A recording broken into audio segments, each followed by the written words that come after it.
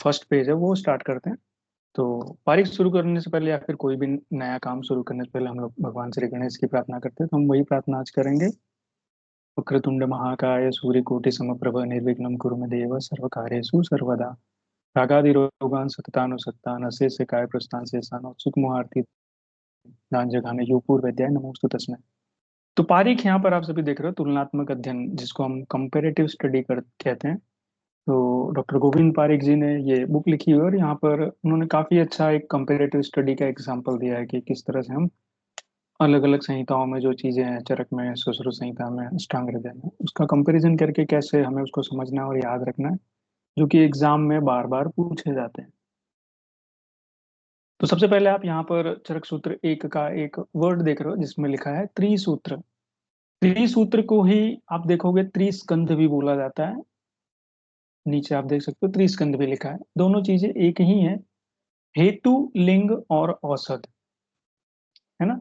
तो चरक सूत्र एक में इसका वर्णन किया गया है, हेतु लिंग औसत ज्ञानम स्वस्थ आतुरस्य परायणम। ये श्लोक शायद आप सभी ने फर्स्ट ईयर में या सेकंड ईयर में सुना होगा। त्रिस्कंध या फिर त्रिसूत्र में सबसे जो प्रधान है वो है लिंग, है ना। आप यहाँ पे लिख लेंगे, त्रिसूत्र या त्रिस्कंध में प्रधान जो है वो है लिंग। लिंग यानी लक्षण, जिसको हम कहते हैं सिम्टम्स कहते हैं। हेतु मतलब किसी रोग का निदान, लिंग मतलब किसी रोग का लक्षण, ओके, या सिम्टम, और औषध मतलब उसकी चिकित्सा। ये तीन चीजें सूत्र स्थान एक में बताई गई हैं और पूरी चरक संहिता हेतु लिंग और औषधि के अनुसार ही वर्णित की गई है या फिर उसका वर्णन किया गया है। ठीक है, इसी को त्रिस्कंध भी कहते हैं। तो मैं यहीं पर त्रिस्कंध भी लिख दे रहा हूँ, आप सब भी यहाँ पे त्रिस्कंध लिख लीजिए ताकि याद रहे। ओके, दोनों चीजें एक ही है, त्रिस्कंध या फिर त्रिसूत्र। त्रिदंड की बात करें तो सत्व आत्मा शरीरम त्रयम एतत् त्रिदंडवत। ये भी चरक सूत्र एक का ही श्लोक दिया हुआ है, त्रिदंड। इन तीनों के कॉम्बिनेशन को ही पुमान या फिर आप कह सकते हो पुरुष भी कहते हैं। पुरुष में ये तीनों चीजें, पुमान में तीनों चीजें देखने को मिलती हैं, जो आपको ध्यान होना चाहिए। ठीक है, नेक्स्ट है त्रिस्थूण, देख रहे हो। तो वात पित्त कफ को त्रिस्थूण ये आचार्य काश्यप ने कहा हुआ है। ये जो वर्ड है ना, आचार्य काश्यप ने कहा है काश्यप संहिता में। अदरवाइज वात पित्त कफ को हम त्रिधातु, त्रिदोष और त्रय स्तंभ भी कहते हैं या फिर त्रयो स्तंभ भी कहते हैं,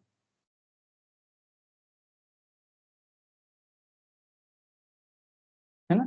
नीचे आप देख सकते हो त्रिस्तंभ लिखा हो, यानी हमारे शरीर के क्या है, तीन पिलर्स या फिर तीन नींव जो होती है जिसके ऊपर शरीर पूरा टिका हुआ है, वो है वात पित्त कफ, है ना।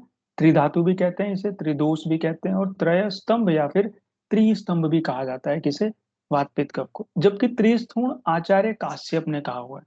ये चार चीजें आपको किसके बारे में, वात पित्त कफ को कलेक्टिवली बोला जाता है, ये समझ में आता है। ओके, जस्ट वेट, हाँ, एक मिनट, एक जन को ऐड करना पड़ेगा मुझे।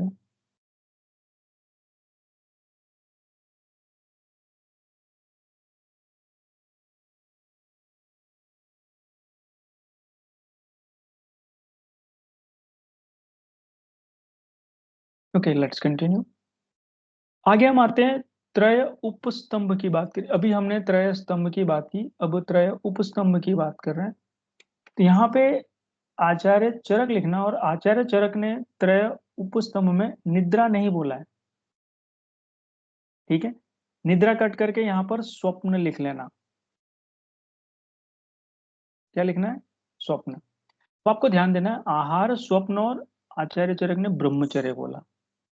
ब्रह्मचर्य का मतलब है जो ब्रह्मचारी जो वे या फिर जो रास्ता फॉलो करते हैं या फिर उनका जो एक नियम है वो सारे फॉलो करते हैं, उसको ब्रह्मचर्य बोलते हैं। या फिर ब्रह्म को पाने का जो मार्ग है और उसकी जो चर्या बताई गई, जो नियम बताए गए, उसको जो लोग फॉलो करते हैं उसको हम ब्रह्मचर्य कहते हैं। ठीक है, ये यहाँ पर बताया गया है। आगे आते हैं अष्टांग संग्रह और अष्टांग हृदय। ठीक है, तो अष्टांग संग्रह में क्या है?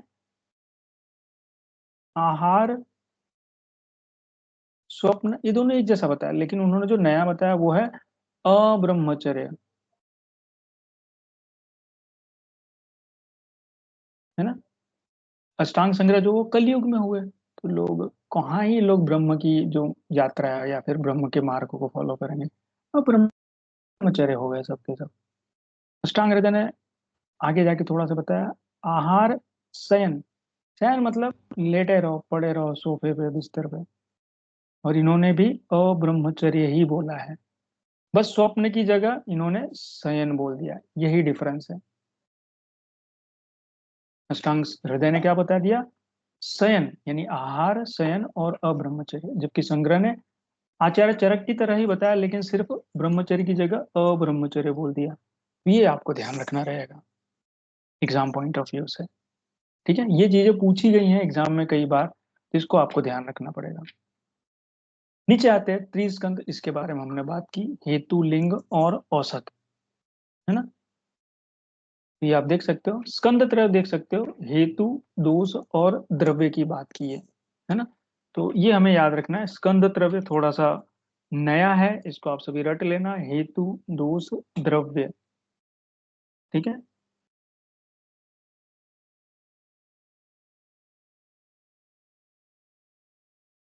बस स्क्रीन नहीं आ रही है बस। आप सभी को स्क्रीन दिख रही है?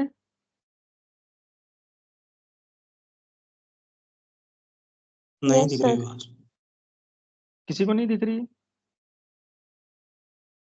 दिख रही है सर। दिख रहा है ये सर। आप लोग दिख एक्स्ट्रा रही है। एप्लीकेशन मत यूज करो, एक्स्ट्रा एप्लीकेशन यूज करोगे तो स्क्रीन नहीं दिखेगी।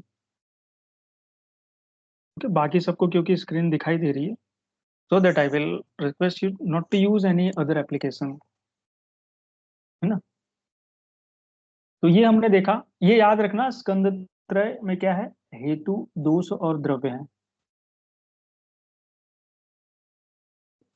याद रखना है।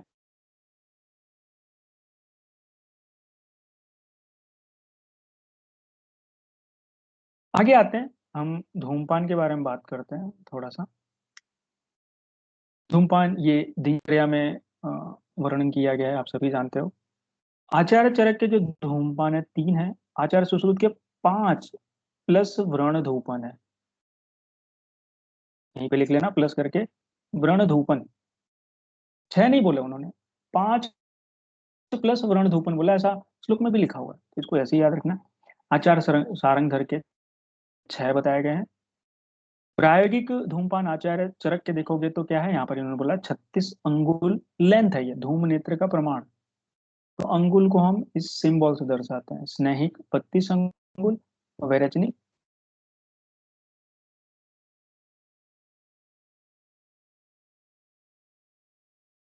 बाकी दोनों सेम है। बाकी दो उन्होंने जो एक्स्ट्रा बताया, कासग्न 16, वाम 16, है ना, ये हमें याद रखना है। आगे आप देख रहे हो आचार्य सारंगधर की बात की, आचार्य सारंगधर ने समन धूमपान 40 अंगुल, मृदु 32, तीक्ष्ण 24। मृदु ये स्नेहिक ही है और तीक्ष्ण वैरेचनी की है, सिर्फ नाम बदल दिया उन्होंने, है ना। कासग्न 16 बताया आचार्य सुश्रुत की तरह, वामक 10 और व्रण धूमपान 10 बताया, ये नया है ना, वामक इनका नया है जो कि 10 अंगुल बताया हुआ है। यहीं पर आप आचार्य वाग्भट्ट लिख लो, आचार्य वाग्भट्ट ने समन 40, मृदु 32, तीक्ष्ण 24, कासग्न 16, वामक 10 और व्रण धूमपान जो है वो 8 अंगुल बताया है। बस यही डिफरेंस है जो आप सभी को याद रखना है। ओके,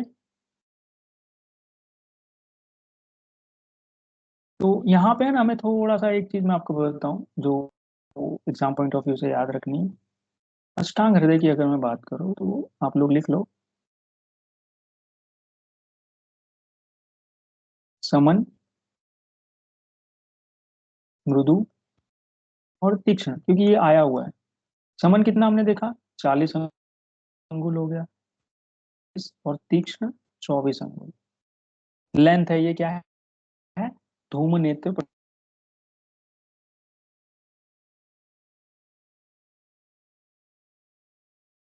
लंबाई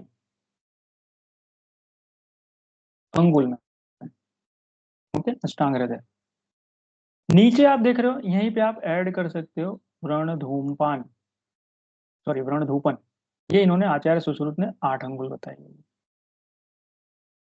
ये पूछेगा तो ये नीचे उन्होंने ऐड किया हुआ है, जबकि आचार्य वाग्भट ने, आप जो यहाँ देख रहे हो ना, यहाँ पे 8 अंगुल कर लेना है, ये गलत है, तो सुधार लेना। 10 नहीं 8 अंगुल बताइए आचार्य वाग्भट ने, ठीक है, जो कि मैंने आपको पहले लिखाई हुई है। इसी को हमें यहाँ पर करेक्ट कर लेना। सभी को स्क्रीन दिख रही है अच्छे से?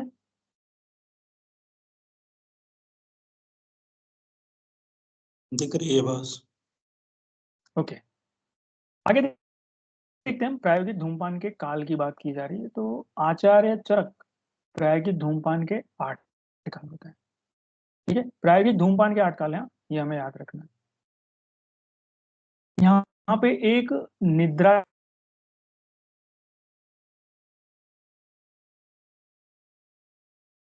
बताया यहाँ पर, इसको 8 हमें याद नहीं रखना है, थोड़ा सा अलग है इसको।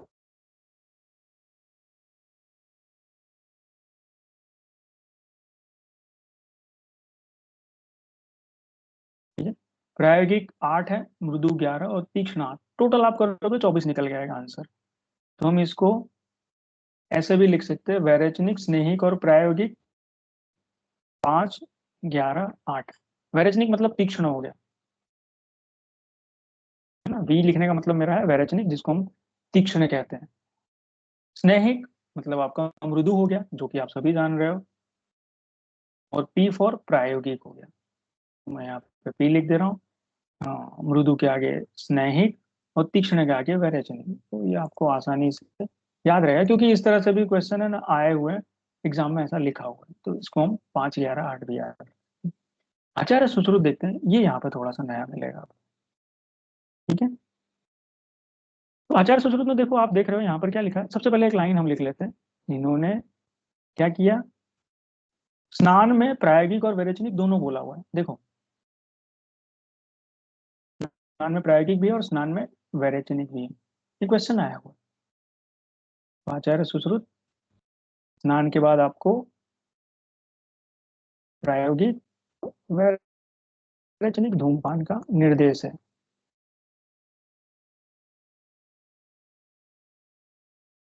आचार्य सुश्रुत ने धूमपान का वर्णन कहाँ किया है, बता सकते हो? किसी को याद हो?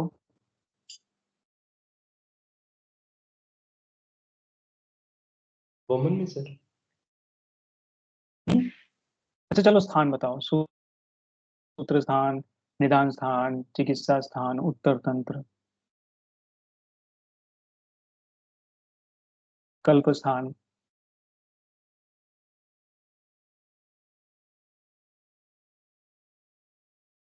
किसी को मालूम है?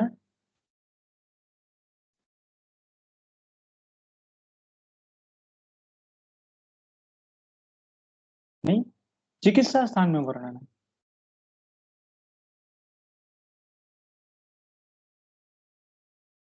नहीं, ये थोड़ा सा नया है, तो हमें ध्यान रखना रहेगा। चिकित्सा स्थान में इन सभी का वर्णन किया है आचार्य सुश्रुत ने।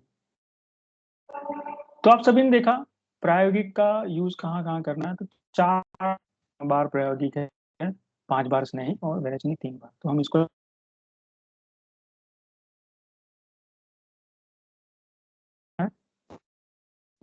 VSP 354। यहाँ पे याद रखने वाली बात है, शस्त्र कर्म के बाद प्रायोगिक धूमपान, सर्दी के बाद वैरेचनिक और दिवा स्वाप के बाद भी स्वैरेचनिक। क्योंकि क्या होता है, दिन में सोने के बाद भी कफ का प्रकोप और सर्दी के बाद भी कफ का प्रकोप है, इसलिए यहाँ पर क्या है, वैरेचनिक धूमपान। ये थोड़ा सा याद रखना है, ये कुछ टिपिकल टाइप के क्वेश्चन है। ओके, इतना आप सभी को याद रखना है। आगे आते हैं हम लोग, निद्रा के भेद की बात करते हैं। तो निद्रा सत्व रज और तम में से कौन से गुण प्रधान होती है, बता सकता है कोई?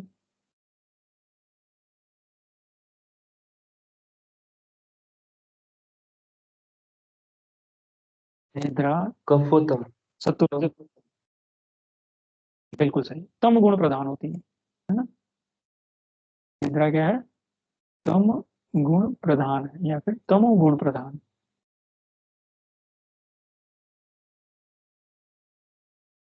ये याद रखना। आचार्य चरक ने निद्रा के 6 भेद बताए, पता है कहाँ बताए? चरक सूत्र 21 में। पीडीएफ रेफरेंस भी पूछता है तो हमें याद रखना है कहाँ पर वर्णन है। चरक सूत्र 21 में कौन कौन सी निद्रा है? 6 टाइप।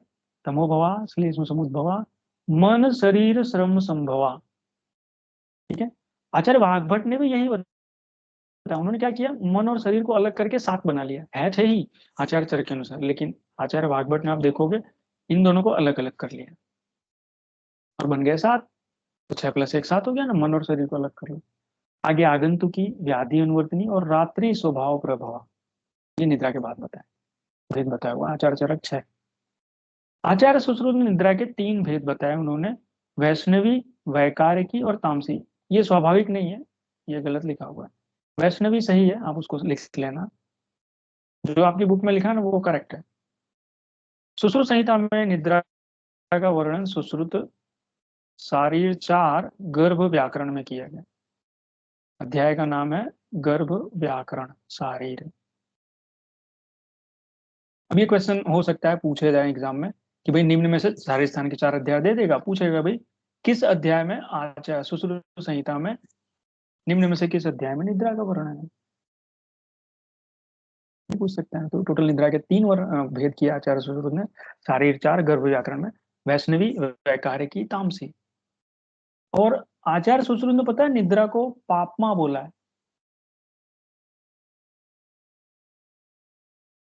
क्या बोला है? पापमा,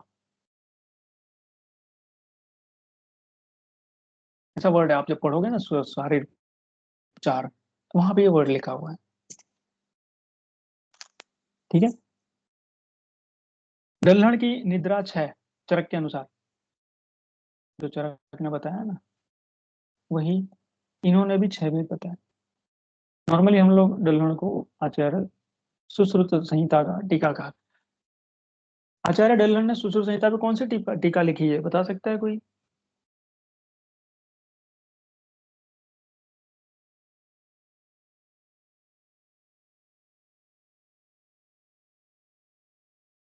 डल्हण, आचार्य डल्हण ने सुश्रुत संहिता पर कौन सी टीका लिखी है?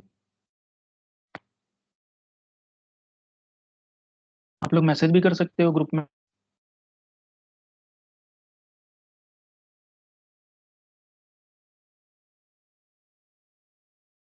निबंध संग्रह। मेरी आवाज सुनाई दे रही?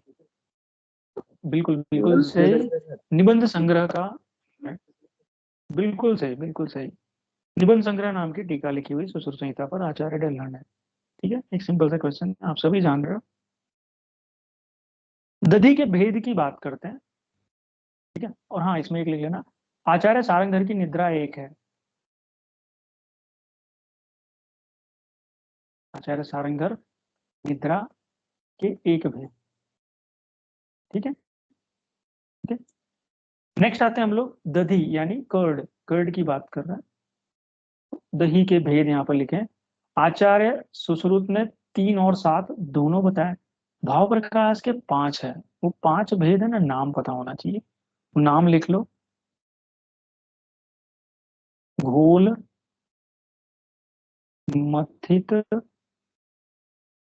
तक्र, याद रखने जैसा है, तक्र, उद्धृत और छच्छिका।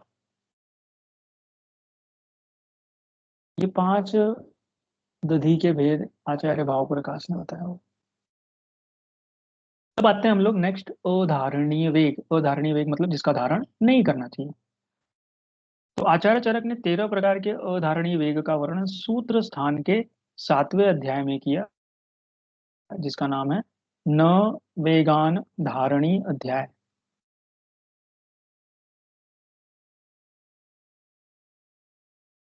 ओके, क्या नाम है उसका? न वेगान धारणी अध्याय में 13 प्रकार के अधारणीय वेगों का वर्णन किया। आचार्य वाग्भट ने 14, 13 नहीं है तो उदय उसको सुधार लेना, 13 प्लस कास लिखना है आपको। क्या है? 13 प्लस कास, टोटल 14 होते हैं। यहाँ पर ये सही लिखा है, उद्गार के स्थान पर कास का वेग है, लेकिन आपको जो याद रखना 13 प्लस कास है। अरे वर्णन कहाँ किया? ये बहुत इंपॉर्टेंट है। चिकित्सा में अगर आप प्रैक्टिस करना चाहते हैं तो वाग्भट पे आपकी कमांड बहुत अच्छी होनी चाहिए। आचार्य वाग्भट ने जो इस चैप्टर का नाम लिखा ना, वो रियल में सोचने जैसा है। उन्होंने ये नाम क्यों दिया? अष्टांग हृदय सूत्र स्थान चौथे अध्याय का नाम है रोगान उत्पादनी अध्याय, है ना?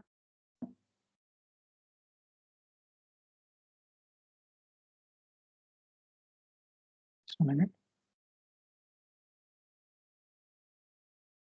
अदरवाइज किसी ने भी इस तरह का नाम लिखने की कोशिश नहीं की